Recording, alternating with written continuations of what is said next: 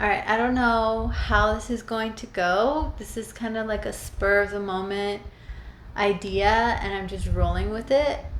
One of the reasons is because I need to practice. I need to practice my linguistics because I have all these languages I'm slowly learning, but I don't speak them. I somewhat read them, I listen to songs with them, but I don't recall and speak. And I was taking Hangul classes um, every Friday, but those classes end. And because of what's going on in my life, I won't be able to continue those, which made all my classmates kind of sad. I'm going to email them after this because I do want to continue. I can write in Hangul as well. So I'm going to email them in Hangul after this. But so what I wanted to do was just practice, have like one video a week maybe where I just go through and maybe one video, maybe more videos, but I kind of just want to practice speaking and getting my mouth used to speaking those languages because I do. I need to I need to practice them. So you're gonna be my practice buddy, and just know that I'm not gonna get every pronunciation right. I'm not gonna remember how everything is pronounced, but then I'm also dyslexic, so my vowels will change, my consonants will be added, and it's just gonna be a mess. Um, but that's okay because that's part of the learning experience. So, if you ever want to learn a new language, just go for it. Who cares? One of the issues I found with trying to learn Spanish, because all of my elders spoke Spanish. One of the issues I found with trying to learn Spanish is that I would try to speak it around native speakers, and the ones that spoke English would just laugh at me and be like, just stop. You don't, just stop trying. Well, that's not you. Okay. That was my ex. My ex would be like, just stop. This is embarrassing. Don't be speaking Spanish. You're all wrong. You're all wrong. His sister was more supportive. His mom was very supportive. His grandma, who only spoke Spanish, was of course very supportive, but most of the time I communicated with body language. And she could talk to me and I could understand somewhat of what she was saying because, like I said, most of the elders spoke Spanish. So I kind of get the gist of it. I was trying to learn when I was little. But the person I was learning for, my great aunt Lola, she died. So I was like, well, there goes that. And then I was like, I should really try to learn. And then I tried to pick it up in high school for 3 years. But like one of those years, I don't even remember because it was just a really dark time in my life. And by dark time, it wasn't just stress. It was stress and illness and supernatural shit was going on. Sorry, I don't usually cuss, but that was, whoo, man. I'm psychic.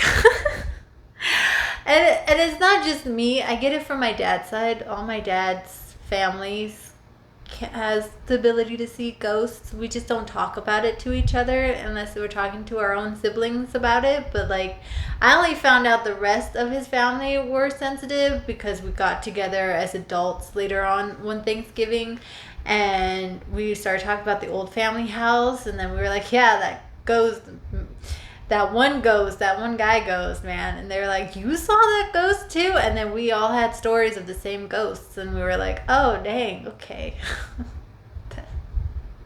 That happened. So I get that from his side. It's not something I guess you could control it if you shut it off. You have to work really hard to turn it off, but if you're born with it, it sucks. It sucks. But like after a while, you're just like, can you not? Can you not do that? Thank you. Anyways, But where was I going with that? Oh, all the older spoke Spanish. Why did I go on that tangent? Oh, yeah. So there's a lot of things going on with that year as well that was just exhausting to me. So I don't really remember one of the years of Spanish. I was just going off of autopilot and somehow I passed. So I might have to break this up into multiple videos. But so the languages I'm going to be speaking are Hangul, Korean, Espanol, Spanish. What are the other ones that I know? Oh, I'm learning Cantonese little by little. There are a few Mandarin phrases I know, just because I grew up around both Cantonese and Mandarin, but I do know a little bit. Nihongo, because I did study that a little bit. Dene, because I did study that a little bit. Dene, which is Navajo. And there's a whole story to that as well. Basically, I grew up on my mom's side being told that my grandmother was Dene, that she was Navajo.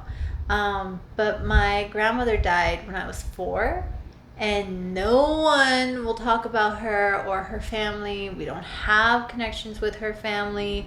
We were told to stay away from her family. So I don't have any. All the paperwork I've seen doesn't support the claim.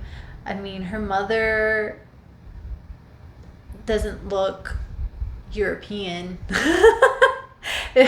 Is the best way I can describe that. Our family line, like, before I started digging, I only knew my grandparents' names and my great-grandma's name. One of them, just my great-grandma Fina, and just her nickname, not her whole name. So that's all I knew of my family history at all. And then I did digging, and on my mom's side, we go back centuries here in New Mexico, like centuries, like all of the lines go back centuries, and the lines I can't trace, they just stop. And I'm like, where did they go? Where did they come from?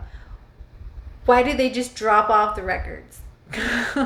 One of them happens to be that there was a fire in Mora County, and so the records might have been lost. I don't know. But so my grandma in particular, her maiden name is Lucero, Helen Gloria Lucero, and her parents were Prefecto Salazar and Delfinia. Francisco Eloy Lucero and Delfinia Salazar. And Delfinia's parents, which is who we're said to have the Navajo descendant from, is Prefecto Salazar and Clotilde Baiz. And again, those don't sound like Navajo last names. But then New Mexico does have a history of Genazaros, so we could be Genazaros, but I don't know. So, but my mom says she remembers that her mother had a number that she had like on a piece of paper, and she was like, well, I could register you guys with the tribe if I use this number, but I don't want to. So I don't know. I don't know, but they are mostly in San Miguel County. That's where I've traced her family. San Miguel County and Mora County, working on the ranches. So they didn't own land. They rented their houses and they worked on the ranches. That's all I know. So anyways, so I did learn some Dene from an app called Navajo for Toddlers, but it's only on the iPhone and they never updated it, which is a shame because it was a really good app. I do have a CD-ROM, but oh man, I haven't looked at it. So Dene is one of them I'm going to be trying to learn, and then I already said Nihongo and Cantonese, and I have Irish Gaelic because I wanted to learn Irish Gaelic as well because I always liked Irish Ireland in the Gaelic language, but also I do have an adoptive ancestor who was Irish, so there's a whole story behind that too, but basically it's family lore again. This Irish ancestor married to a New Mexican woman, an Archuleta, I think. I'm not too sure, but found my great grandmother roaming the wagon trails. That's the story. So they picked her up and then they adopted her. But that was, I think his name was Patrick Fillion, and my ancestors was Crescencia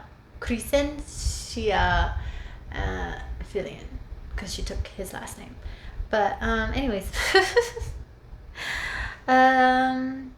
so Irish Gaelic is another one, and then I know a couple words from Bollywood movies, but I don't know exactly which language it is. And I was starting to pick up some Turkish words because I was watching The Magnificent Century, like the clips, like a lot, but not so much now.